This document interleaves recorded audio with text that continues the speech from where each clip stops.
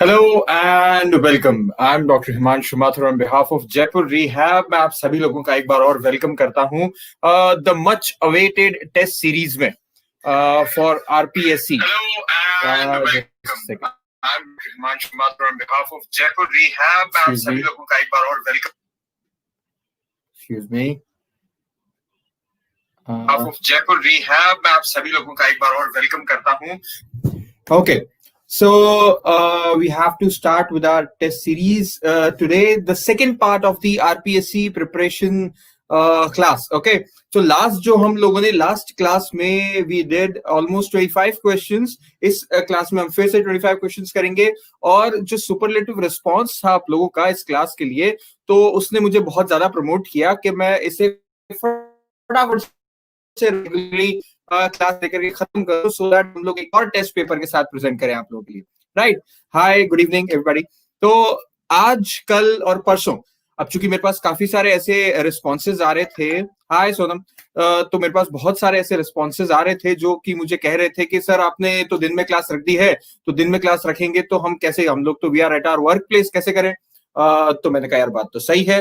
तो फिर हमने एक ऐसा टाइम चूज किया कि जब सब लोग अपनी वर्क प्लेस से काम खत्म कर चुके हैं, काम खत्म करने के बाद they are coming here with us and then they will be doing all those activities. Right. So हम ये एक्टिविटीज के बाद प्लान करते हैं. ओके. तो चलिए, मैं टाइम वेस्ट नहीं करूंगा आप लोगों का और let me start sharing the screen.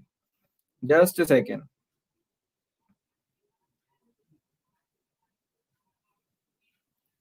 Okay. And there we go. चलिए, आई होप मेरी स्क्रीन आप सभी लोगों के सामने विजिबल है. मैं रुकूंगा नहीं लोगों के लिए. मेरे ख्याल से जैसे जैसे हम लोग आगे बढ़ेंगे वैसे वैसे लोग बाग आते चले जाएंगे. तो मैं, ऑल्दो हमारे पास बहुत ज्यादा अभी तक बल्क नहीं है लोगों का, but still I will be starting with this. Okay. तो एक second, let me remind people, let me remind everybody with this. I hope उससे कुछ फर्क पड़ जाए and people start joining. Okay, चलिए जी.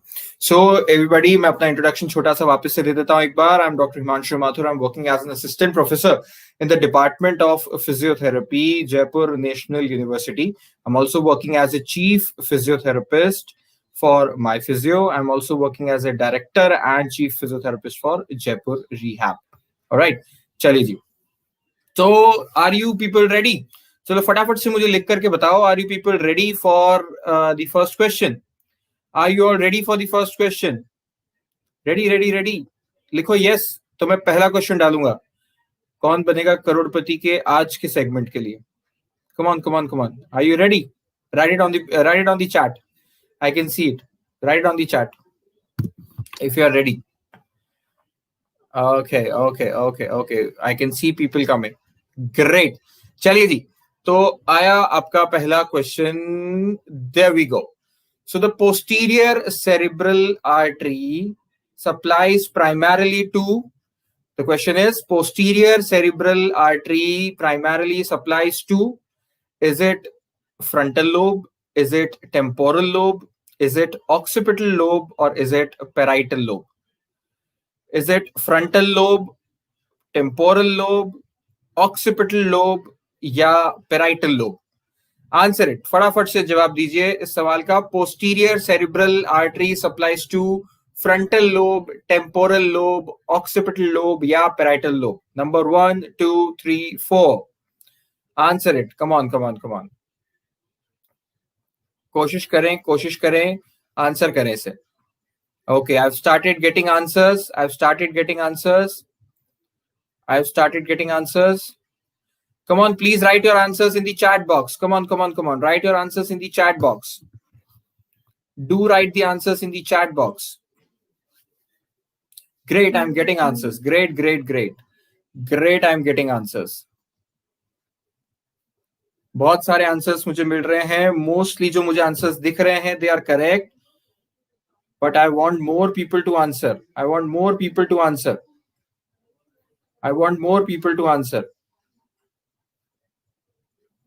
I want more people to answer. Come on, come on, come on, come on. Last 10 seconds to go. 10, 9, 8, 7, 6, 5, 4, 3, 2, and 1. Okay, you can stop. You can stop. So most of you people have answered it very correctly. Yes, it is the occipital lobe. The third option, that is the occipital lobe, is the correct answer for this. Occipital lobe वो lobe होता है, आप देख सकते हैं इस picture में भी, जो ब्लू कलर्ड एरिया है, वो ब्लू कलर्ड एरिया जो है, इट रिमाइंड्स और it signifies that this particular area is supplied by posterior cerebral artery. Okay, तो वो बिल्कुल आपका पोस्टीरियर एरिया, ये वाला जो एरिया है, तो that is, let me do the take the pointer options.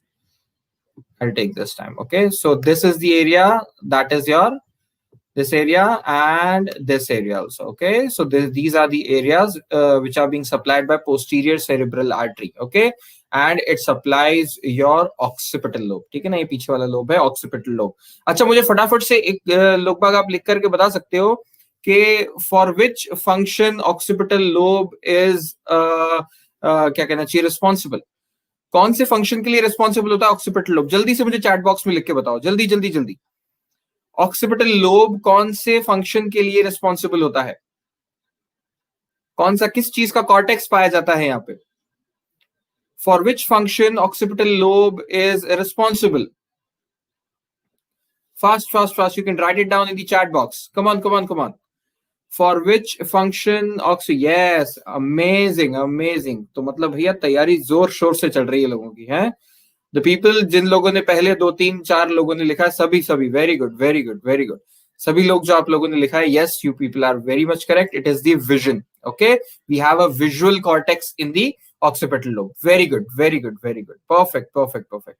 चलिए जी. So this brings me to question number 2 of the day. हमको थोड़ा थोड़ा जल्दी चलना पड़ेगा क्योंकि मुझे पता है आप लोगों को भी खाना खाना होगा, मुझे भी खाना खाना है, और अगर खा के बैठे हो तो बहुत ही अच्छा काम करके बैठे हो, ठीक है ना. So let me move on to the second question of the day, and here it comes. The characteristic feature of the athetoid cerebral palsy is emotional liability, perceptual problems, epilepsy या nystagmus. Is it emotional liability? Is it perceptual problems? Is it epilepsy, or it is nystagmus? Chaliye, write your answers in the comment box. Number 1, emotional liability. Number 2, perceptual problems. Number 3, epilepsy. Number 4, nystagmus. Okay, I've started getting answers. ये थोड़ा सा टेढ़ा question है. मैं आपको एक hint देता हूं कि हमेशा क्वेश्चन वैसे नहीं होते जो कि डायरेक्ट आंसर्स से रिलेटेड हो, ठीक है ना. कई बार क्वेश्चंस ऐसे होते हैं जिसमें कि आपको एलिमिनेट करना होता है, which is more correct. Okay, so ये क्वेश्चन उसी तरह का है. You have to pick out the more correct one. Okay, चलिए जी, last 10 seconds to go for everybody. 10, 9, 8, 7, 6, 5, 4, 3, 2, and there you go, 1. So मैं बता दूं आप सभी लोगों को कि इस क्वेश्चन आंसर के खेल में और इस आंसर वाले खेल में I have not received even one single correct answer, right? So correct answer is the thing associated with athetoid cerebral palsy out of these options. Okay, in options में से जो है, that is option number 3, that is epilepsy. Okay, so athetoid cerebral palsy is caused by the damage of the basal ganglia or cerebellum. Most common symptoms associated with athetoid cerebral palsy are involuntary movements. It could be tremors, it could be poor posture, it could be unsteadiness, it could be twisting of the torso, slow or writhing movements, abrupt movements, grimacing or drooling. ठीक है ना, ये सारे इसके basic characteristic functions होते हैं, ठीक है ना. A damaged cerebellum can also cause co-occurring disorders such as autism or epilepsy, right? So epilepsy could be a thing, ठीक है ना? तो epilepsy out of these answers is the correct answer for this. Okay, so जैसा कि मैंने आप लोगों को बताया कि कई क्वेश्चंस ऐसे होते हैं जिसमें कि आपको एलिमिनेट करते रहना पड़ता है, ठीक है ना? तो आप ये देखो कि मोर करेक्ट आंसर क्या है, ठीक है ना? तो we have to suggest the more correct answer for you people, right? I suppose आप सभी लोगों को अच्छा लगा हुआ है, जान करके मजा आया होगा ये देख करके, और नई चीज जानने को भी मिली होगी, ठीक है ना? तो चलिए, this brings me to the third question of the day. Okay, I have somebody who has answered third also. दो तीन लोग मुझे दिख रहे हैं यहाँ पे, those who have answered third. So you people are correct. अब ये तुम्हें पता था तो बहुत अच्छी बात है, तुक्के में आया था तो भी अच्छी बात है. Okay, चलिए. Okay, athetoid dance. चलिए जी. This brings me to question number 3. चलिए, ready everybody? So here we go. And the third question coming up for you people is this. Sympathetic supply of the bladder. Bladder का मतलब urinary bladder यहाँ पे, okay? Sympathetic supply of bladder is derived from T12 L1 L2, T10 T11 T12, T9 T10 T12 और L2 L3 L4. ठीक है? Option number 1 is T12 L1 L2. Second option is T10 T11 T12. Option number 3 is T9 T10 T12. And option number 4 is L2, L3, L4. चलिए जी, मेरे पास जवाब आने लगे हैं. I've started receiving answers. Good, good, good. I can see a few people answering it correctly. Very good, very good, very good. Keep answering, keep answering. You have a little time. Good one, good one. Keep answering it, keep answering it. Good one, good one. I can see a few people answering it correctly. Good one, good one. Last 10 seconds to go. 10, 9, 8, 7, 6, 5, 4, 3, 2, and 1. Always remember, the sympathetic supply is derived from the lower thoracic to upper lumbar region, right? So this goes is the sympathetic innervation starts from the lower thoracic and upper lumbar spinal cord segments, that is from T10 to L2. तो देखिए जरा T10 कहां पे आ रहा है इसमें? There could be T10, T11, T12, right? So the correct answer would be option number 2.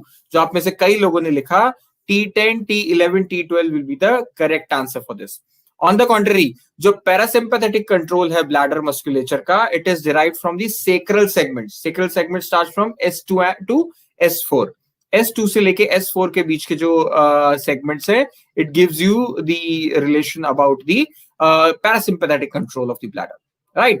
चलिए. That was very good of you people. आप में से कुछ लोगों ने ऑप्शन नंबर 1 भी किया है, तो there could be option number 1 अगर उसमें थोड़े से लोअर थोरैसिक स्पाइन के जो सेगमेंट्स होते, अगर उनका इन्वॉल्वमेंट भी होता तो हम ऑप्शन नंबर 1 को करेक्ट मान लेते, राइट? आप लोगों ने मेरे ख्याल से कई लोग हैं जिन्होंने शायद गूगल भी किया होगा इस चीज को, तो मैं बता दूं गूगल पे कई जगह इसकी इंफॉर्मेशन जो है वो सही नहीं है, ठीक है ना? So I request you people to recheck it with either your text books. आप कर सकते हैं रीचेक इसको, या फिर स्टैंडर्डाइज्ड वेबसाइट से प्लीज चेक कीजिएगा उसको, right?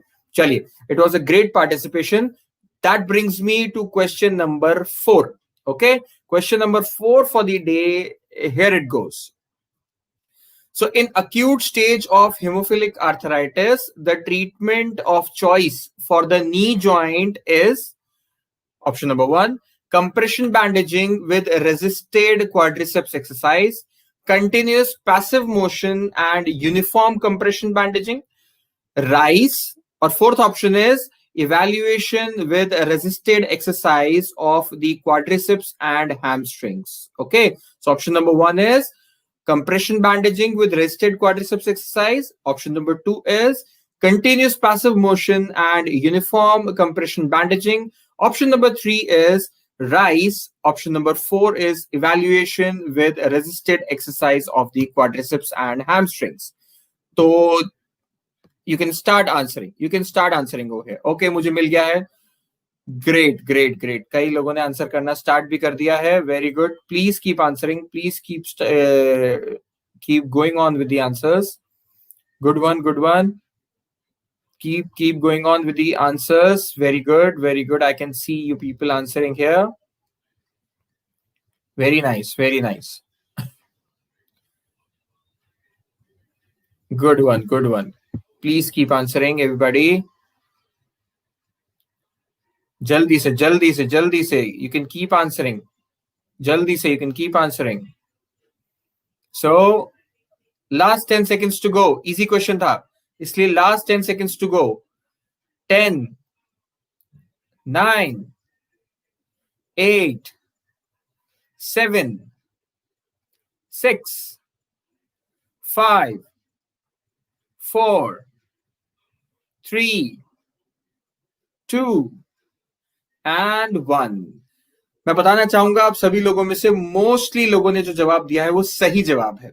That is third option, rice. Rice. अच्छा, अगर मैं हेमोफिलिक आर्थराइटिस की बात करूं तो इसका एक थंब रूल ये होता है, along with compression bandaging. Number 1 thumb rule is compression bandaging जरूरी है इसके अंदर. Number 2 is what you have to do is immobilization. Initial immobilization बहुत जरूरी है इस केस में, right? So बाकी तीनों options में there were strategies of mobilization, right? देर पहले ऑप्शन में रेजिस्टेड क्वाड्रिसेप्स एक्सरसाइज थी, तो रेजिस्टेड एक्सरसाइज तो हम बिल्कुल भी नहीं देते. फिर पैसिव मोशन था, so it was mobilisation of the joint with passive movement, right.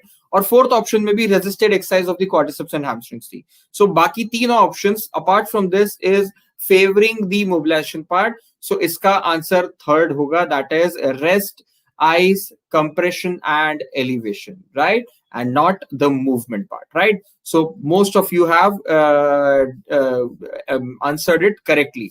आप देख सकते हैं इस चीज में भी लिखा है compression, dressings, analgesics, short term immobilization followed by rehabilitation, right?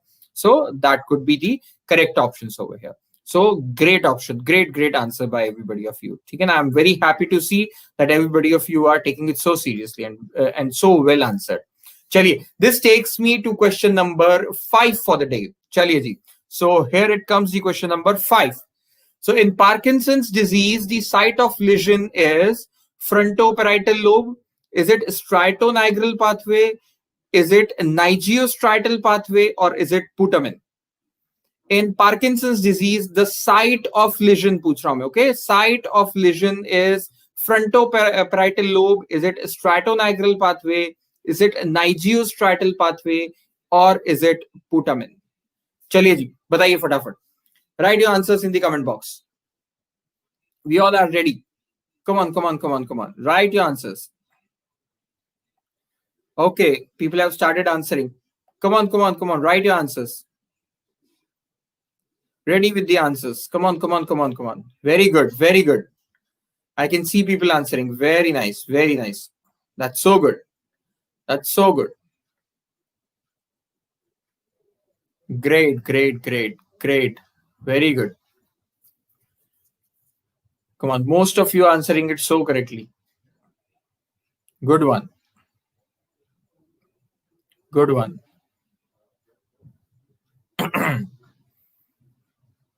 चलिए. Very good. Last 10 seconds to go. 10, straightforward question है. 9, 8, 7, 6, 5, 4, 3, 2, and there we go, 1. So most of you people जिन्होंने लास्ट में जो आंसर्स मुझे दिख रहे हैं, आप सभी लोगों ने करेक्ट आंसर किया है. शुरुआत में कुछ लोग थोड़ा सा प्लस माइनस जा रहे थे, लेकिन yes, it is striatonigral pathway, correct. So it is the striatonigral pathway. Okay, so that is so correctly answered by you all. इसमें कुछ खास एक्सप्लेनेशन की बात नहीं, क्योंकि it is the basic pathophysiological thing, तो इसमें कुछ एक्सप्लेनेशन की बात है नहीं, ठीक है ना. So usually due to the degeneration of neurons in the stratonygeal pathway, the deficiency in the level of dopamine occurs, and because of this there could be potential damage into it, leading to Parkinson's disease, right? So this was so correctly answered by you all, right? Next question. So here it goes with the next question. A patient having leprosy has developed a full claw hand. The nerve involved are median and radial. Second option, ulnar only. third option radial and ulnar, and fourth option median and ulnar. Come on, answer. Option 1 is median and radial nerve, second option is ulnar only, third option is radial and ulnar, fourth is median and ulnar. Okay, people have started answering. Very good. I can see this. Good one. Okay. Answer 4 is coming. Okay. Oh, so many people. Okay. Please keep answering, everybody. Keep answering. अच्छा question है. Leprosy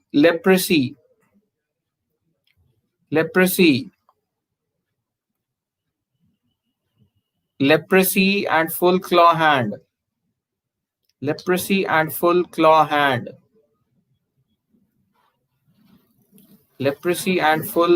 hand. Last 10 seconds to go.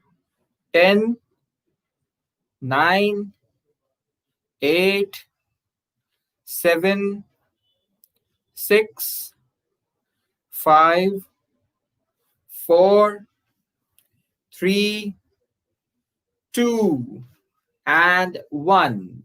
चलिए जी. So answer में सबसे पहले एक बात, कमाल की बात बताऊं मैं आप लोगों को, स्ट्राइक ऑफ करने की बात.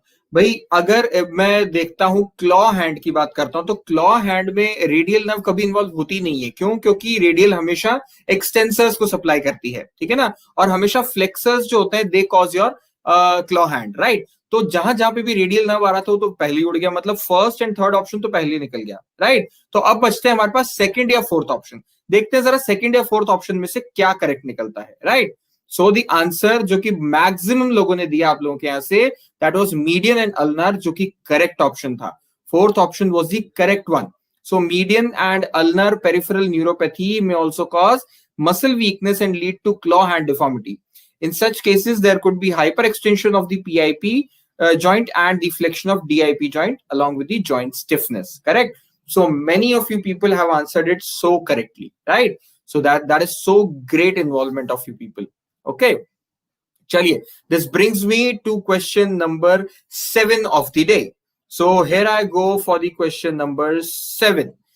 Chaliye ji. So it suggests me in a patient operated for a radial mastectomy will have all of the following problems except, इसका मतलब अगर किसी की रेडियल नहीं, इसको रेडिकल मेसेक्टमी भी कहते हैं, ये वही चीज है, ठीक है ना. तो अगर किसी को रेडिकल मेसेक्टमी हुई है तो इनमें से उसे क्या प्रॉब्लम नहीं होगी, ठीक है ना. So it will have, the patient will have all the problems except, इन सब में से कौन सी प्रॉब्लम नहीं होगी, right. So the first option goes is hand oedema, second option goes is shoulder stiffness, third option goes is wrist drop, fourth option goes is pain in the region of surgery. Chaliye ji, start answering. Okay, I've started getting answers. Okay, easy question है मेरे ख्याल से ना, सभी लोग फटाफट से answer कर रहे हैं. चलिए जी, फटाफट से आंसर कीजिए, मैं फटाफट से काउंटडाउन शुरू करता हूं. चलिए जी, good, you are going so correctly, very good. So, chaliye, this calls me for last 10 seconds countdown. 10, 9, 8, 7, 6, 5, 4, 3, 2 and 1. So maximum लोगों ने, आप लोगों ने जो आंसर दिया वो मेरे को लगता है बिल्कुल सही बात है, क्योंकि most common complication associated with radical mastectomy, किसी भी तरीके की मैसेक्टमी होती है, so it usually has lymphoedema. तो लिम्फेडिमा केसेस में हैंड में एडिमा होना बिल्कुल पॉसिबल है, ठीक है ना. और शोल्डर स्टिफनेस बिल्कुल होती है, क्योंकि एक्सिलरी जो लिम्फ नोड्स होती हैं, लिम्फ कॉर्ड्स होती हैं, वो निकल जाती हैं, जिसकी वजह से वहां पे जो लिम्फ वेसल्स होती हैं दे बिकम स्टिफ. तो उसको हम एक्सिलरी कॉर्ड सिंड्रोम भी कहते हैं, which is very commonly being done after radical mastectomy. Okay, या complication after radical mastectomy. Pain in this region of the surgery is quite common. Okay, किसने पूछा था रेडिकल मैसेक्टमी? यार mastectomy is a procedure of removal of breast along with the all the associated lymph nodes also. हम इसे और detail में discuss करेंगे but once we have a little more time about it. ठीक है ना, हम लोग बिल्कुल बात करेंगे इसके बारे में. चलिए, so the common complications of after radical mastectomy includes fluid collection around the operated side, which can cause swelling, pain, and increased risk of infection. Nerve pain could be there, shoulder stiffness could be there, swollen arm or hand could be there, or scar tissue conditions could also be there. That is the scar tissue in the armpit. It is called the cording, जिसकी मैं आपसे बात कर रहा था. ठीक है ना, इसको हम कहते हैं axillary cord syndrome. एक बहुत कॉमन कंडीशन होती है. ऑलराइट, तो आपका आंसर होगा बिल्कुल थर्ड ऑप्शन जो आप सभी लोगों ने दिया. ठीक है ना, third option is wrist drop. Wrist drop is the correct option क्योंकि उसमें ऐसा नहीं होता है. Wrist drop is because of radial nerve palsy. ठीक है ना, तो बिल्कुल थर्ड ऑप्शन करेक्ट है आप लोगों का. So this brings me to question number 8 for the day. And question number 8 is, here you go. किधर गया? And there you go. So while performing chest physiotherapy, suctioning alone will clear only the right lung, apical lobe of the right lung, apical lobe of both the lungs, trachea and main bronchus. Okay, अगर मैं सिर्फ suction कराऊंगा chest physiotherapy करवाते वक्त, या chest physiotherapy नहीं करा रहा, मैं सक्शन ही करा रहा हूं. ठीक है ना, तो अगर सिर्फ सक्शन करा रहा हूं तो वो क्या क्लियर करेगा? Right lung, apical lobe of right lung, apical lobe of both the lungs, या फिर ट्रेकिया एंड मेन ब्रोंकस. चलो, आई have started getting answers. Okay okay, you people can answer. Easy सवाल है, बिल्कुल इजी सवाल है. कम on come on come on come on, keep answering, keep answering. Very good. Last 10 seconds. 10, 9, 8, 7, 6, 5, 4, 3, 2, 1. Okay, सो आप सभी लोगों ने बिल्कुल सही जवाब दिया. That is the fourth answer, क्योंकि जो ट्रेकिया या मेन ब्रोंकस में जितना स्प्यूटम कलेक्शन होता है, सिर्फ उसी को हम लोग एक्सक्रीट आउट कर पाते हैं, सिक्रीट आउट कर पाते हैं, या हम लोग सिर्फ सक्शन आउट कर सकते हैं. क्योंकि जो सक्शन कैथेटर होता है, it reaches only till the carina. आप लोग बता सकते हैं कैरेना क्या होता है? Anybody can write it in the comment box. What is carina? Can you people tell me what is carina? Suction catheter reaches only till carina. What is carina? Write it in the comment box. फटाफट कोई भी एक दो जना लिख दो, so that I can move forward. The suction catheter moves or reaches only till the carina. What is carina? जल्दी से जल्दी से जल्दी से लिख करके बताओ, मजा आ जाएगा. जल्दी से लिख करके बताओ, बताओ बताओ बताओ, कैरेना क्या होता है? What is carina? बताओ बताओ. The suction catheter reaches only till carina. I can see your the chat box. तो मुझे chat box में बिल्कुल दिख रहा है आप क्या क्या चीजें लिख रहे हैं. Yes, you people are right. Yes, yes, yes. It's the point from where the trachea starts bifurcating. Yes, you are correct. तो कैरेना तक ही सक्शन कैथेटर पहुंचता है. तो जितना कैरेना से पहले पहले हमको मिल जाएगा, या फिर जो वॉल्स पे स्टक होगा या चिपका हुआ होगा, we can suction out that particular amount of this thing. Okay, chaliye ji, the next question coming up for you, the ninth question is, Eupnea refers to absence of ventilation, normal rate, normal depth, regular rhythm of ventilation, slow rate, shallow depth of ventilation, slow rate, irregular rhythm of ventilation. So what is Eupnea? Is it absence of ventilation? It is normal rate, normal depth, regular rhythm of ventilation. Is it slow rate, slow depth of ventilation? Or is it slow rate, irregular rhythm of ventilation? चलिए जी, फटाफट से शुरू कीजिए.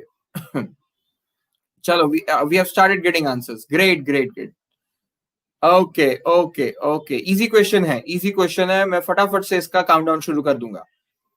चलिए जी, चलिए चलिए. Very good, very good. People are answering very correctly. People are answering very correctly. Please please go on, please go on. Very good, very good, very good, very good. चलिए जी, I start the countdown. 10, 9, 8, 7, 6, 5, 4, 3, 2 and 1. तो चलिए, most of you people ने जो answer किया है वो सही है, option number 2, that is normal rate, normal depth, regular rhythm of ventilation, quiet breathing जिसको आप कहते हो, that is your eupnoea, right? So option number 2 is correct for you people, right? चलिए, great great great, I am still getting answers जो कि बिल्कुल सही हैं, right? Amazing amazing amazing.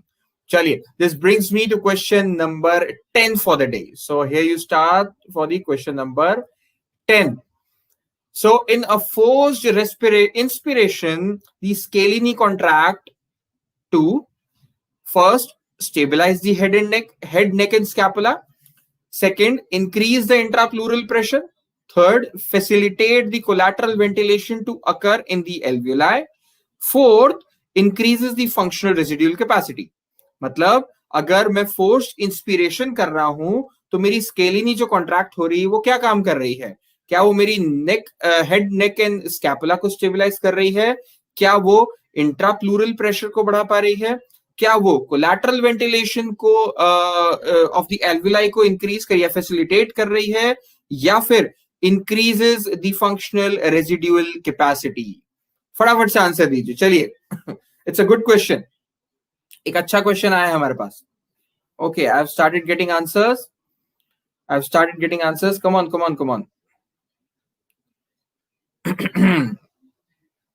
Great. चलिए. आंसर. Very good. जल्दी, so that we can move forward.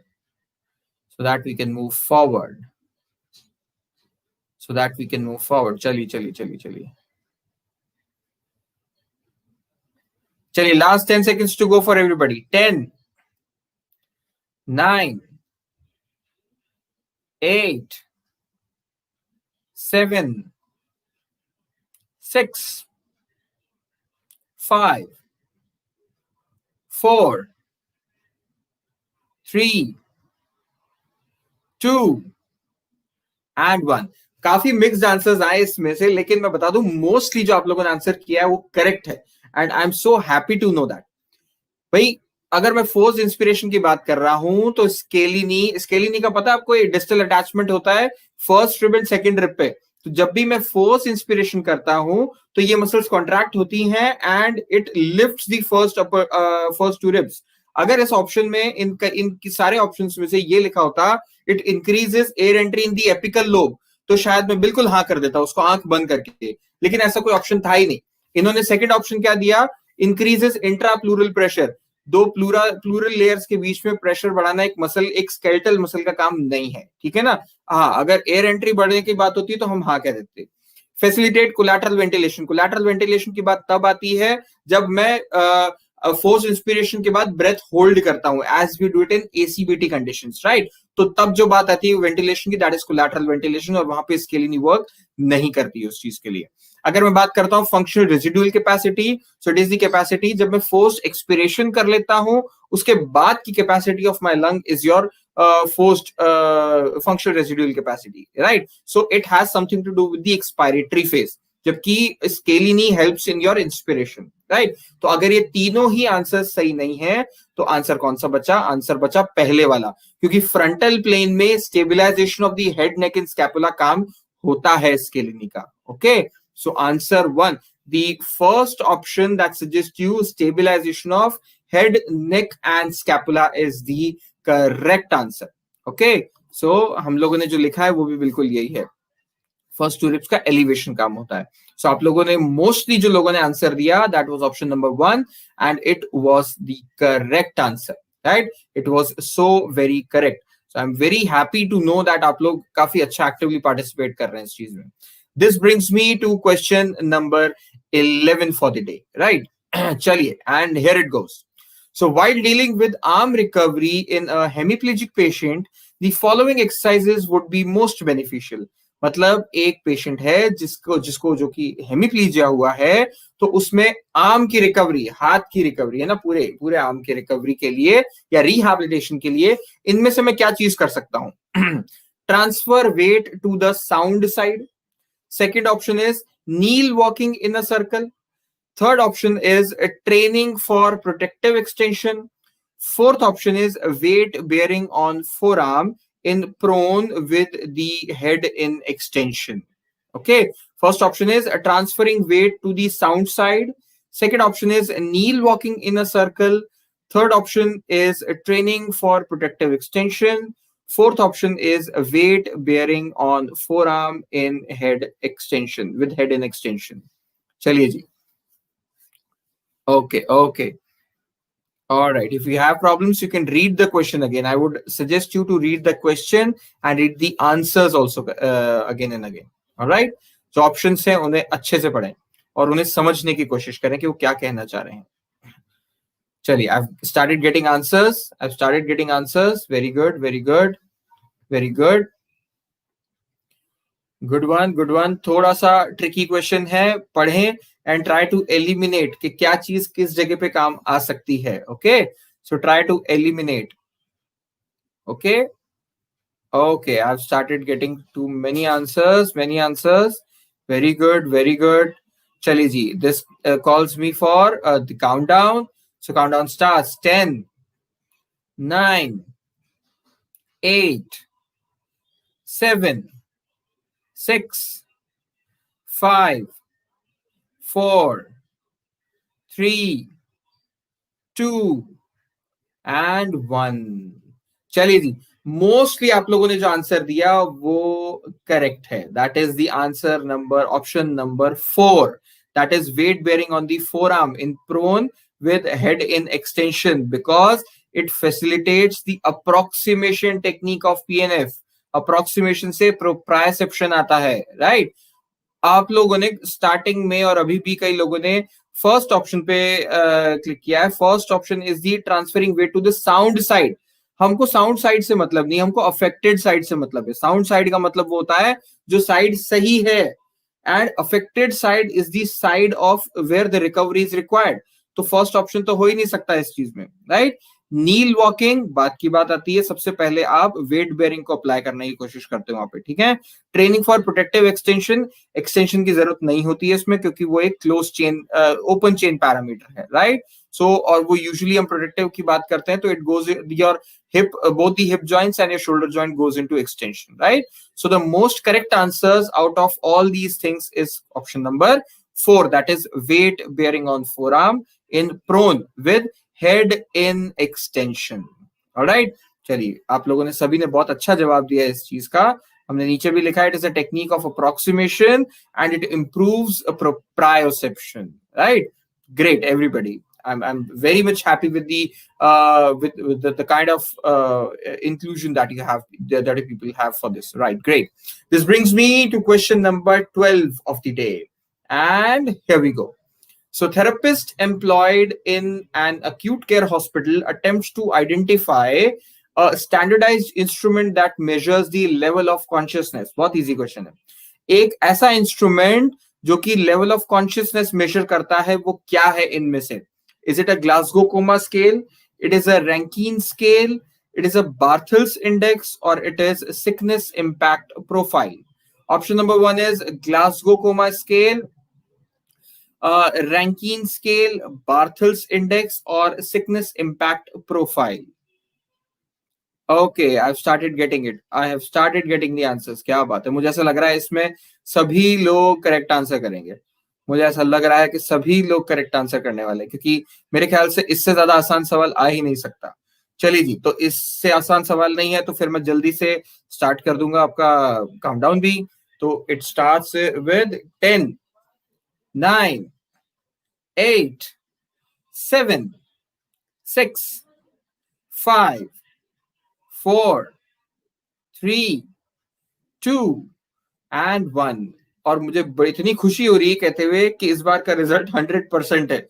आप सभी लोगों ने जो जवाब दिया है वो बिल्कुल करेक्ट है. ठीक है, this is the option number 1, that is Glasgow coma scale. Okay, Glasgow coma scale is the correct answer that you have given.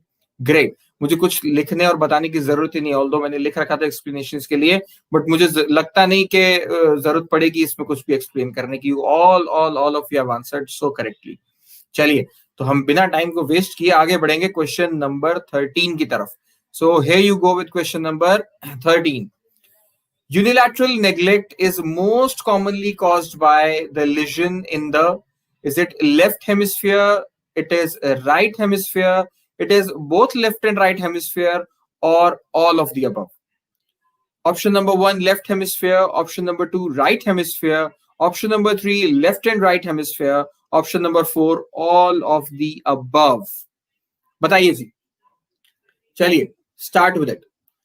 Option number 1 left hemisphere, option number 2 right hemisphere, option number 3 left and right hemisphere, option number 4 all of the above. Chaliye ji, I'm waiting for your answers. Come on. Started getting answers. Good one, good one. Chaliye, keep answering. Very good. I can see your answers. Very good. Good one. Keep answering. Very good. Very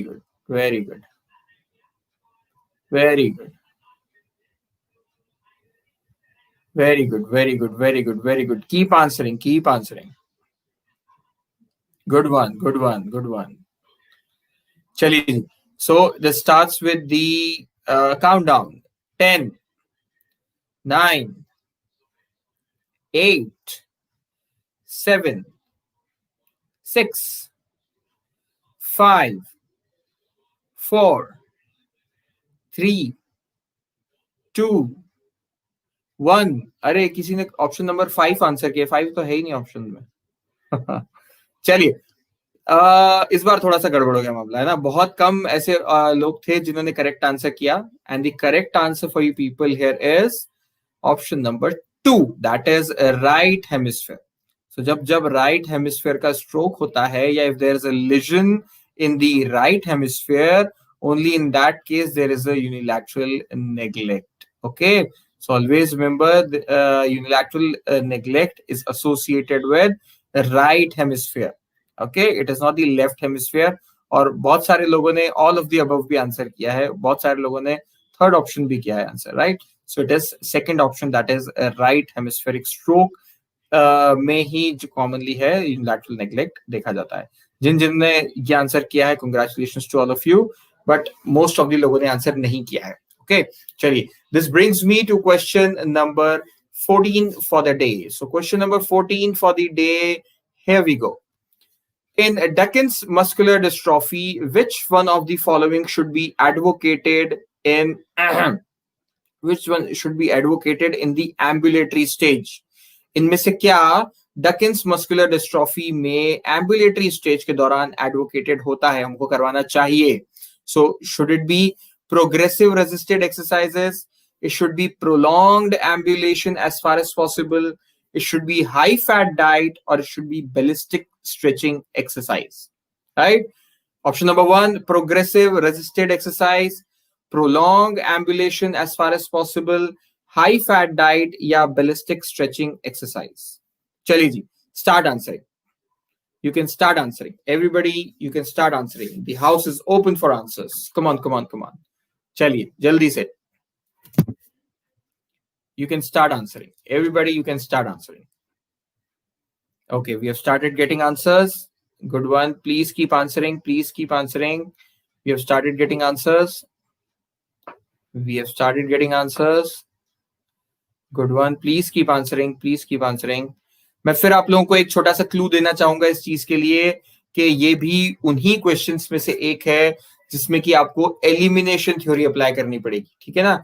you have to eliminate the other ones to get the correct answers. आपको ऐसा नहीं है कि एक answer देख के लग जाए कि हाँ यही सही आंसर है. ठीक है ना. तो आपको बाकी सब पढ़ने पड़ेंगे और आपको एलिमिनेट करने पड़ेंगे दूसरे सारे ऑप्शंस. ठीक है ना. सो एम्बुलेटरी स्टेज में आप क्या करवा सकते हो पेशेंट को? Progressive resisted exercise, prolonged ambulation as far as possible, high fat diet और ballistic stretching exercise. चलिए काफी सारे लोगों ने आंसर दे दिया है and this calls me for a countdown. 10, 9, 8, 7, 6, 5, 4, 3, 2 and 1. Mostly जो आप लोगों ने आंसर दिया है, you people are correct. That is option number 2. अब ऑप्शन नंबर 2 क्यों हुआ? क्योंकि मैं पीछे से शुरू करता हूँ. ऑप्शन नंबर 4 क्या है? Ballistic stretching. बैलिस्टिक स्ट्रेचिंग हम नहीं देते कभी, because it has associated complications of injury. ठीक है ना, एसोसिएटेड रिस्क होते हैं कि कई बार इंजरीज हो सकती है वहां पे. हाई फैट डाइट हम वैसे भी कभी नहीं देते, क्योंकि वैसे ही एम्बुलेशन उनका वीक होता है. ठीक है ना, तो एम्बुलेशन अगर वीक होगा और मेटाबॉलिज्म नहीं होगा तो उनमें वैसे ही वेट अक्यूमुलेशन बहुत ज्यादा हो जाता है डेकिन्स मस्कुलर डिस्ट्रॉफी के पेशेंट्स में, राइट. ऑलरेडी काफी they are quite fat because of non ambulation. ठीक है ना, बिकॉज ऑफ इमोबिलाइज स्टेट. तो हम कभी भी उन्हें हाई फैट डाइट नहीं देंगे. ऑप्शन नंबर 1 की अगर हम बात करें तो प्रोग्रेसिव रेजिस्टेड एक्सरसाइज भी हम लोग नहीं करवा पाते हैं, क्योंकि there are lot of people, there are lot of advance stage patients जो कि एक्टिव मूवमेंट्स करने में पॉसिबल नहीं होते बिकॉज ऑफ रेस्ट्रिक्शंस. ओके, मतलब soft tissue restrictions because of pseudo hypertrophies जो होता है वो इतना ज्यादा होता है that they are not able to go for active movement also, right. In that case we always would go for prolonged ambulation. अगर पेशेंट चल पा रहा है, if it is a weight bearing activity which is going on, so we always promote prolonged ambulation as far as possible. So option number 2 is the correct option for all of you, right? This brings me to question number 15 for the day, right? Question number 15, here we go.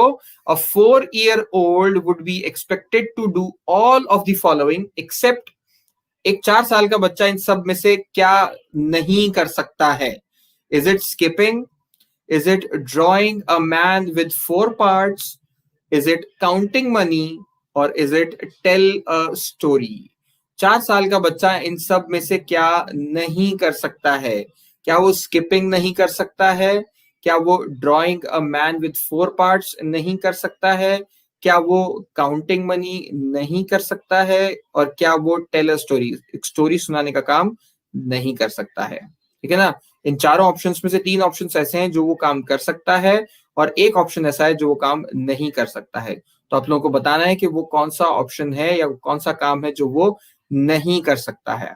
It was a very interesting question. मैं बताऊं, जब मैंने देखा तो मुझे ऐसा लगा कि पूरे पेपर में से शायद यही एक क्वेश्चन है जो कि एक अच्छे स्टैंडर्ड का क्वेश्चन है, जिसके लिए मुझे भी इधर उधर चीजें ढूंढनी पड़ी. So that was a very good question for me also. तो मुझे भी मजा आया. मुझे पूरी उम्मीद है कि जब आप लोग इसका आंसर जानेंगे तो आप लोगों को भी बड़ा मजा आएगा. So we have started getting answers. We have started getting so many answers. So good, so good. Very good, very good, very good. So here I call for the countdown. So the countdown starts with 10, 9, 8, 7, 6, 5, 4, 3, 2 and 1. Mostly आप लोगों ने जो जवाब दिया है वो जवाब सही है. That is option number 1. So skipping starts at the age of 5 years. Drawing a man with 4 parts start with the age of 4 years. Counting money also starts with the age of 4 years. And telling a story starts between 3 to 4 years. बच्चे बातें बनाना बड़ी जल्दी सीख जाते हैं, है ना, इसलिए telling a story starts between 3 to 4 years. तो एक 4 साल का जो बच्चा है वो स्किपिंग नहीं कर पाएगा. उसके अलावा ये सारी चीजें वी एक्सपेक्ट हिम और her to do. So most of you, आप लोगों ने बिल्कुल सही आंसर दिया. That is option number 1. That is skipping. Great. So this brings me to question number 16 of the day. तो question number 16 goes, here we go. So a therapist is treating a patient with emphysema. As a part of the treatment session, the therapist teaches the patient to perform a diaphragmatic breathing exercise. The primary goal of diaphragmatic breathing exercise is to decrease the tidal volume, increase the respiratory rate, decrease the accessory muscle use और decrease oxygenation? आसान सा question है. अगर किसी इंसान को हम emphysema के लिए ट्रीट कर रहे हैं और हम उसे डायफ्रामेटिक ब्रीदिंग एक्सरसाइज करवा रहे हैं, तो डायफ्रामेटिक ब्रीदिंग एक्सरसाइज का गोल क्या होना चाहिए? To decrease the tidal volume, to increase the respiratory rate, to decrease the accessory muscle use, to decrease the oxygenation. चारों ऑप्शंस में से क्या आंसर है? Please write it down. Okay, we have started getting answers here. We have started getting answers here. So good, so good. Great. That is so great. That is so great. So answers are coming. Answers are coming. Answers are coming. Good one. Good one. Keep writing. Keep writing. आसान सा ही है. तो मेरे ख्याल से मुझे फटाफट से अब स्टार्ट कर देना चाहिए the countdown. So the countdown, here it starts. 10, 9, जल्दी से आंसर कर दो. 8, 7, 6, 5, 4, 3, 2 and 1. आप में से मैक्सिमम लोगों ने, ऑलमोस्ट 99% लोगों ने बिल्कुल सही जवाब दिया है. That is option number 3. क्योंकि बाकी ऑप्शन से का तो कोई मतलब ही नहीं है. अगर मैं डायफ्रामेटिक ब्रीदिंग एक्सरसाइज कर रहा हूं तो बहुत कॉमन फिजियोलॉजी उस एक्सरसाइज की है that it increases the excursion of the diaphragm. If it increases the excursion of diaphragm, it increases the negative pressure inside. अगर नेगेटिव इंस्पिरेटरी प्रेशर इंक्रीज करेगा तो जो नेक्स्ट ब्रेथ होगी उसमें इंस्पिरेशन का जो वॉल्यूम होगा, air of the inspired air का वॉल्यूम होगा, वो हमेशा ज्यादा होगा. तो अपने आप असेसरी मसल्स जो उनका काम कम हो जाएगा. अगर काम कम हो जाएगा तो ऑप्शन नंबर 3 हमारे लिए करेक्ट हो जाएगा. राइट. सो ऑप्शन नंबर 3, क्योंकि कोई भी breathing exercise tidal volume decrease करने का काम नहीं करती, ऑक्सीजनेशन डिक्रीज करने का काम नहीं करती, और रेस्पिरेटरी रेट को भी इंक्रीज करने का काम नहीं करती है. रेस्पिरेटरी रेट इंक्रीज करना मतलब टैकीएपनिया. सो कोई भी ब्रीदिंग एक्सरसाइज टैकीएपनिया कॉज नहीं करती है. Alright. So option number 3 is the correct answer. That is decrease the accessory muscle use. आप लोगों में से मैक्सिमम लोगों ने बिल्कुल सही जवाब दिया है. So this brings me to question number 17 for the day. And question number 17 for the day, here we go. The therapist attempts to palpate a peroneus longus tendon on a patient diagnosed with chronic ankle instability. To facilitate the palpation of these structures, therapist should, अब मुझे palpate क्या करना है? Peroneus longus को palpate करना है. तो palpate करने के लिए मुझे क्या करना चाहिए? ये आंसर्स इसी के आ रहे हैं. कमाल. Ask the patient to invert and dorsiflex the foot. Ask the patient to evert and plantar flex the foot. Ask the patient to invert and plantar flex the foot. Ask the patient to evert and dorsiflexion the foot. अब मुझे जो patient है उसका peroneus longus palpate करना है, तो मुझे क्या इन्वर्जन डॉर्सिफ्लेक्शन कराना पड़ेगा, इवर्जन प्लांटर फ्लेक्शन कराना पड़ेगा, इन्वर्जन प्लांटर फ्लेक्शन कराना पड़ेगा, या फिर इवर्जन डॉर्सिफ्लेक्शन कराना पड़ेगा? चलिए जी, I am waiting for your answers. Interesting question and a question of my domain. Good one. Start answering. Good one. Peroneus longus चाहिए मुझे. पेरोनियस लॉन्गस मुझे कैसे मिलेगी? Inversion dorsiflexion, eversion plantar flexion, inversion plantar flexion या eversion dorsiflexion. Peroneus longus मुझे कैसे मिलेगी? Peroneus longus. एक बहुत अच्छा चीटिंग का ऑप्शन बताऊं? सारे ऑप्शन करके देख लो, फटाफट से करके देख लो, तुमको खुद पता चल जाएगा क्या सही ऑप्शन है. करके देख लो. इन्वर्जन डॉर्सिफ्लेक्शन भी करो, इवर्जन प्लांटर फ्लेक्शन भी करो, इन्वर्जन प्लांटर फ्लेक्शन भी करो, इवर्जन डॉर्सिफ्लेक्शन भी करो. सबसे स्ट्रॉन्ग कॉन्ट्रैक्शन, सबसे स्ट्रॉन्ग पैल्पेशन जिसमें फील होता हो, लिख देना वो. Okay, this calls me for a countdown. So here I go. 10, 9, 8, 7, 6, 5, 4, 3, 2 and 1. काफी लोगों ने सही जवाब दिया और उससे भी ज्यादा काफी लोगों ने गलत जवाब दिया। Okay, so option number 2 is the correct option यार, इवर्जन विद प्लांटर फ्लेक्शन। करके देखो, करके देखो इवर्जन, देखो इवर्जन विद डॉर्सिफ्लेक्शन में भी कहीं ना कहीं पैल्पेट हो जाएगा, लेकिन स्ट्रॉन्ग कॉन्ट्रैक्शन आपको विजिबल हो जाएगा वो जब आप इवर्जन एंड प्लांटर फ्लेक्शन करोगे। ओके, करके देखो ये चीज, eversion and planter flexion is the correct answer because it's the function of the peroneus longus muscle. Okay. Yes, the function is eversion and plantar flexion. That is the correct option. So option number 2 is the correct option, that is eversion with plantar flexion of the foot, right? So this brings me to question number 18 for the day. हम धीरे धीरे करके अंत तक पहुंच रहे हैं. So question number 18, here I go. So therapist completes a developmental assessment on a 5-month-old infant.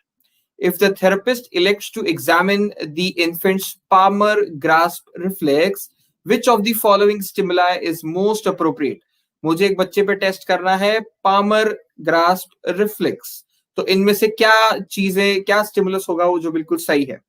Contact the ball of the foot in upright standing, maintain pressure to the palm of the hand, noxious stimulus to the palm of the hand, sudden change in position of the hand. Option number 1 is contact ball of the foot in upright standing. Option number 2 is maintain the pressure to the palm of the hand. Option number 3 is noxious stimulus to the palm of the hand. Option number 4 is sudden change in the position of the hand. Chaliye ji. Okay, we have started getting answers. Good one, good one. Please keep answering. Please keep answering. Good one. अच्छा question है बहुत, और मेरे ख्याल से इतना difficult नहीं है, इतना डिफिकल्ट नहीं है. It is very easy. अगर आप गौर से देखेंगे, ध्यान से देखेंगे, तो आपको समझ में आ जाएगा that it is a very easy question. ध्यान से concentrate on the question, it will speak up by itself. Concentrate on the options, they will speak up by themselves. Good one. So this calls me for a countdown. Countdown starts with 10, 9, 8, 7, 6, 5, 4, 3, 2 and 1. तो आप लोगों में से काफी लोगों ने सही जवाब दिया और काफी लोगों ने गलत जवाब दिया. Okay, so correct option is option number 2. बिल्कुल सही है यार. पहला ऑप्शन तो पहले से ही गलत हो गया, क्योंकि हम पामर की बात कर रहे हैं, प्लांटर की बात नहीं कर रहे हैं, तो वो किस्सा ही खत्म हो गया. ऑप्शन नंबर 3 नॉक्शियस स्टिमुलस, हम किसी भी रिफ्लेक्स टेस्टिंग में कभी भी पेनफुल या नॉक्शियस स्टिमुलस नहीं देते हैं. Okay, option number 4 change in, sudden change in the position, तो मैं बता दूं it is not a proprioceptive test. Okay, और it is not a proprioceptive reflex. आपको क्या करना होता है, बच्चे के जो अल्नर सरफेस है, उस अल्नर सरफेस पे अगर आप प्रेस करोगे थोड़ा सा, तो the child will start making a fist, और इट विल स्टार्ट ग्रिपिंग और ग्रास्पिंग द ऑब्जेक्ट, जिससे कि प्रेस करने की कोशिश की गई है.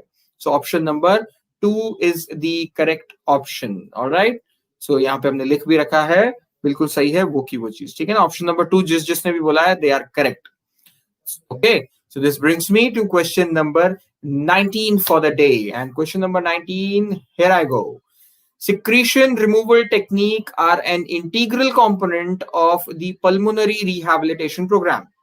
What is the simplest method to clear secretion from the upper airways? Upper airways में secretion है, तो आप easily उसको कैसे remove कर सकते हैं? Cough. Option number 1 is cough. Option number 2 is percussion. Option number 3 is shaking. Option number 4 is a vibration. Okay. Option number 1 is cough. Option number 2 is percussion. Option number 3 is shaking. And option number 4 is vibration. Okay, I've started getting answers. Chaliye. Good one. Keep answering. Keep answering. Keep answering. Keep answering. Keep answering. Great, great, great, great. Great, so very good. Great, great, great, great. Good one, good one. Okay, easy answer, easy question tha, isliye I'll be starting with the countdown. So it goes 10, 9, 8, 7, 6 5 4 3 2 1। Most of you, अभी भी इसमें भी कुछ लोग हैं जिन्होंने गलत दिया है, लेकिन मैं कहूँ 99% लोगों ने सही जवाब दिया है। ठीक है यार, तुम्हें जब खांसी होती है, तुम घर में भी लोगों को देखते हो ना, कई बार खांसी होती है, स्प्यूटम रिमूव कैसे करते हैं, सिक्रेशन क्लियर कैसे करते हैं। और मैं भी अगर परकशन कर रहा हूँ, कोई एक्टिव पेशेंट है, तो मैं क्या कहूंगा उसको, टू कफ इट आउट। ठीक है, so first option, option number 1 is correct, that is coughing. Coughing is the simplest method, इसमें लिखा है गौर से, what is the simplest method to clear the secretions? Yes, it is cuffing. Cuffing is the simplest method to clear secretions from the upper airways, right? जितने भी बाकी हैं, चाहे वो परकशन हो चाहे वाइब्रेशन हो, अगर वो छोटे छोटे ब्रोंक्यूल्स में प्रेजेंट हो या दूसरे ब्रोंकियल ट्री में कहीं प्रेजेंट हो या फिर लंग्स में कहीं प्रेजेंट हो, तो हम उन्हें निकालने में मदद कर सकते हैं उन चीजों से। अगर अपर एयरवेज में है और सिंपलेस्ट मेथड पूछा है, तो कफिंग सिंपलेस्ट कुछ भी नहीं होता। करेक्ट। तो जिन्होंने भी, जो मैक्सिमम लोग हैं, उन्होंने ऑप्शन नंबर 1 आंसर दिया था, and they are correct. So this brings me to question number 20 for the day, right? And here I go. Therapist discusses risk factor associated with coronary artery diseases with the patient in phase 1 cardiac rehabilitation program. Which of the following which of the following factor is not modifiable? Modifiable का मतलब होता है जिसे हम बदल नहीं सकते। Okay, सो इनमें से कौन सा ऐसा फैक्टर है जो कि मॉडिफाइबल नहीं है? Family history of coronary artery disease, elevated serum cholesterol level, hypertension और sedentary lifestyle. Option number 1 is family history, option number 2 is elevated serum cholesterol, option number 3 is hypertension, option number 4 is sedentary lifestyle. चलिए, मुझे answers मिलने लग गए हैं। I want more answers. बहुत आसान question है, तो मैं बड़ी जल्दी काउंटडाउन शुरू कर दूंगा। चलिए जी, आई होप मुझे 100% रिजल्ट मिलेगा इस बार। Good one, good one, good one, good one, good one, good one, good one. चलिए, I start with the countdown of 10 9 8 7 6 5 4 3 2 and 1। वक्त मेरे दोस्त, वक्त, मैं वक्त बदल नहीं सकता, और जो हो चुका है मैं उसे बदल नहीं सकता। So I can not change my family history. हाँ, अभी एक सीरीज आई थी, डार्क वेब सीरीज, मैंने देखी थी, उसमें तो उन्होंने फैमिली हिस्ट्री भी चेंज कर दी है, राइट? सो हम उसे एक्सेप्ट करके बाकी दुनिया की बात करेंगे, तो बाकी दुनिया फैमिली हिस्ट्री को चेंज नहीं कर सकती। हम सीरम कोलेस्ट्रॉल के लेवल्स को चेंज कर सकते हैं, हम हाइपरटेंसिव स्टेट को चेंज कर सकते हैं, हम हमारी लाइफस्टाइल को चेंज कर सकते हैं, लेकिन जो घटित हो चुका है हम उसे बदल नहीं सकते। So family history of coronary artery disease can not be change, so it is the non modifiable factor. Okay, और this is the factor which is not modifiable. चलिए, great. So this brings me to the last section of today's quiz. So the last section का पहला question will be the 21st question. So here you go for the 21st question. So the question is, therapist is concerned about the possibility of a patient developing deep vein thrombosis following surgery. Which of the following special tests would be useful to identify the presence of deep vein thrombosis? अगर किसी patient को खतरा है deep vein thrombosis develop होने का, तो इनमें से कौन सा वो टेस्ट है जो कि बहुत इजीली मैं कॉमनली यूज कर सकता हूं to identify DVT? Is it Bunner-Liter test? Is it Homan's sign? Is it Kliger's test? Is it Froment's test? जल्दी से बताइए। ओके, मुझे लग रहा है आसान सवाल है, तो मैं फटाफट से काउंटडाउन भी शुरू कर दूंगा। चलिए, keep answering, very good, keep answering. Good one, good one, good one, good one, good, very good, good one. So the countdown, here I go. 10 9 8 7 6 5 4 3 2 and 1। Mostly आप लोगों ने जो आंसर दिया है वो बिल्कुल सही है, that is second option, Homan sign. Okay, Bunnell Littler test यार हाथ का टेस्ट होता है, हैंड फंक्शन का टेस्ट होता है वो, ठीक है ना. So evaluates the source of PIP flexion motion, limitation by differentiating between intrinsic muscles or the capsular tightness. Homan sign बिल्कुल सही बात है. You just get a grip of your calf muscles और उसको प्रेस करते हैं, that is the Homan sign. Okay. Kliger's test is the external rotation test, determines the rotatory damage to the deltoid ligament or the distal tibiofibular syndesmosis, which is injured in high ankle sprain. So it is a test of high ankle sprain. Okay. Froment's test तो ulnar nerve palsy के लिए होता है. आप अपनी finger और हाथ के बीच में एक पेपर दबाते हैं और जो थेरेपिस्ट होता है पेपर को खींच लेता है. अगर if the patient is able to perform और able to stop this by flexion of DIP, तो इसका मतलब it is a negative test. अगर नहीं कर पाते और पेपर निकल जाता है तो it is a positive test. तो it is done for ulnar nerve palsy, right. So Froment's test is for hand, Kleiger's test is for ankle, Bunner-Litter test is for your hand again, and Homan sign is for DVT. Okay, so second option is the correct option. Okay, so everybody जिसने भी second option लिखा है, you all are correct. Okay, so now this brings me to question number 22. So question number 22, here I go. When measuring elbow flexion, the stationary arm of the goniometer should be aligned along the, याद रखना stationary arm की बात की है. It is aligned along the humerus, radius, ulna और fifth metacarpal. जल्दी से answer दे दीजिए. इतना आसान क्वेश्चन मैंने इतिहास में नहीं देखा कभी. जल्दी जल्दी जल्दी जल्दी, कम ऑन, जल्दी जल्दी जल्दी. Answers for this, come on come on come on. Elbow flexion में स्टेशनरी आर्म गोनियोमीटर का जो है हम कहाँ रखते हैं? Humerus, radius, ulna, fifth metacarpal. Great great great. मुझे पूरी उम्मीद है कि हम लोग इस बार भी 100% रिजल्ट के साथ, फ्लाइंग कलर्स के साथ पास होंगे इस क्वेश्चन के आंसर में भी. चलिए, आसान क्वेश्चन है इसलिए I will be starting countdown. 10, 9, 8, 7, 6, 5, 4, 3, 2 and 1. Amazing. आप सभी लोगों का जवाब बिल्कुल सही है. इसमें स्टेशनरी आर्म ह्यूमरस पे होता है and along with the lateral aspect of the four arm हम लोग रखते हैं मूविंग आर्म को, ठीक है ना. और the fulcrum is on the joint of the elbow. Okay, joint line और joint axis of the elbow, ठीक है ना, वहां पे फल्क्रम होता है.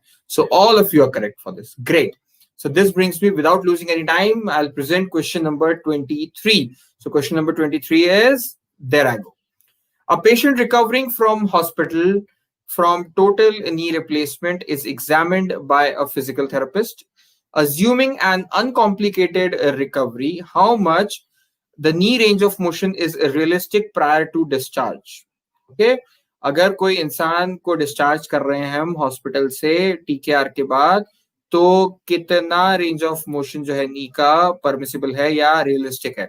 0 to 60 degrees, 0 to 90 degrees, 15 to 90 degrees और 15 to 105 डिग्रीज. चलिए जी, काफी लोगों ने आंसर करना शुरू कर दिया and people are so enthusiastic about this question. Very good. चलो चलो चलो, good good good good good one good one good one good good good good one good one, good one, very good, very good, very good, very good, very good. Come on, come on, come on. Very good. More answers. You can answer more. You can answer more. Come on, come on, come on. Okay, आसान question है इसलिए I'll be starting with the countdown again. 10, 9, 8, 7, 6, 5, 4, 3, 2 and 1. Mostly आप लोगों ने जो answer दिया वो बिल्कुल सही है. That is 0 to 90 degrees. भाई जिन लोगों ने भी थर्ड एंड फोर्थ ऑप्शन लिखा है, मैं बता दूं 15 तो लैग में आ जाएगा, एक्सटेंशन लैग. और इसमें मैंने एक लाइन बार बार रिपीट की है, अज्यूमिंग एन uncomplicated recovery. अगर कॉम्प्लिकेटेड होती, कुछ और चांसेस होते, तब मैं सोचता कि there could be an extensor lag.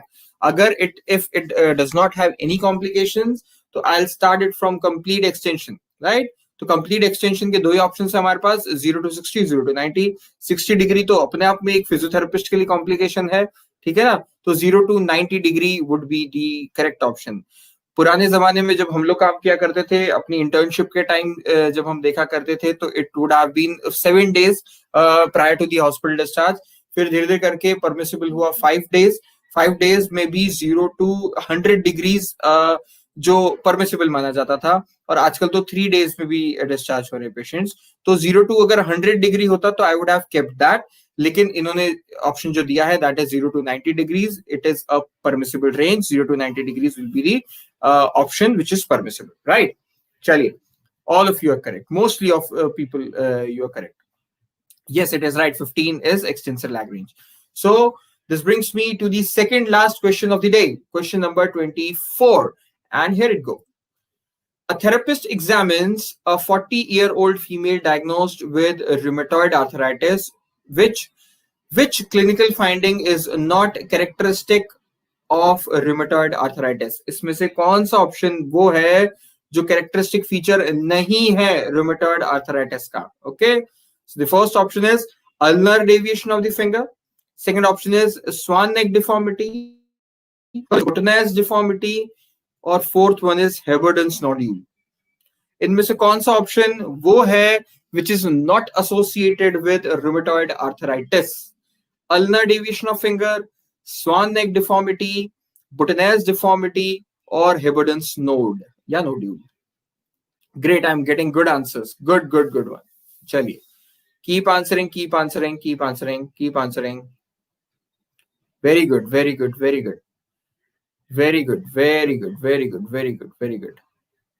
Very good. आसान क्वेश्चन है, so I'll be starting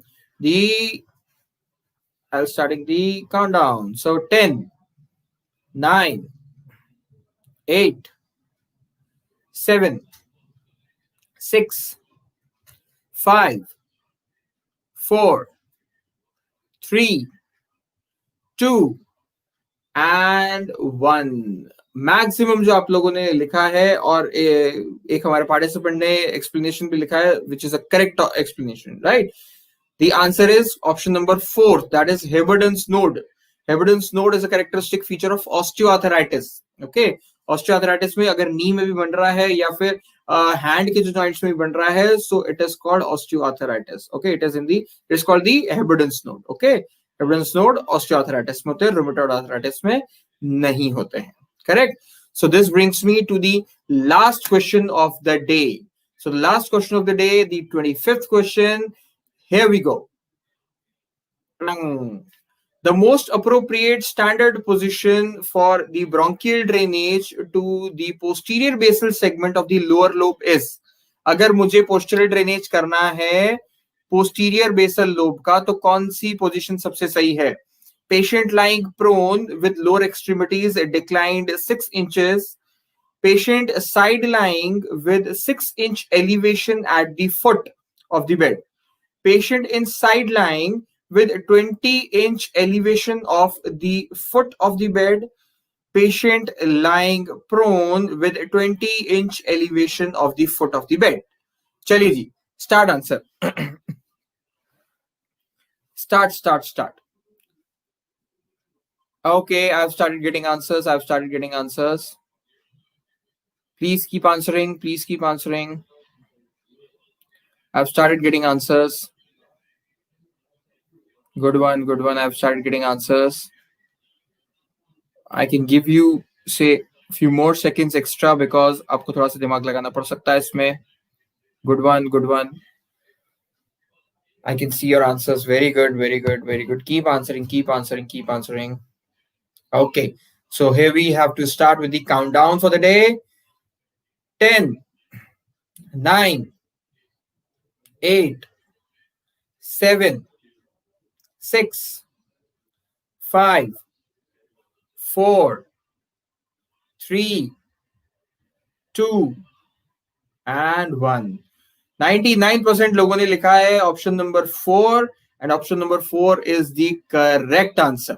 Okay, so option number 4 का मतलब है patient lying prone with 20 inch elevation of the foot. भाई सीधी सी बात है, अगर if it is a posterior basal lobe, अगर पोस्टीरियर बेसल लोब है तो सबसे इंपॉर्टेंट चीज होती है प्रोन में लेटाना पेशेंट को, राइट? तो इनमें से प्रोन के 2 ही ऑप्शंस हैं, option number 1 and option number 4. लेकिन ऑप्शन नंबर 4 में क्या चीज लिखी है? With lower extremities decline 6 inches. इसका मतलब जो हेड ऑफ द बेड है उसको आपने 6 इंच ऊंचा कर दिया है. नहीं, कभी भी head of the bed 6 inch ऊंचा हो ही नहीं सकता है अगर मुझे ड्रेन करना है पोस्टीरियर बेसल सेगमेंट को. ठीक है ना? तो इसका मतलब आप वापस से भेज रहे हो लंग्स के अंदर सारी चीजें, लोब के अंदर वापस भेज रहे हो सारी चीजें, राइट? तो वो ऑप्शन अपने आप चले गया.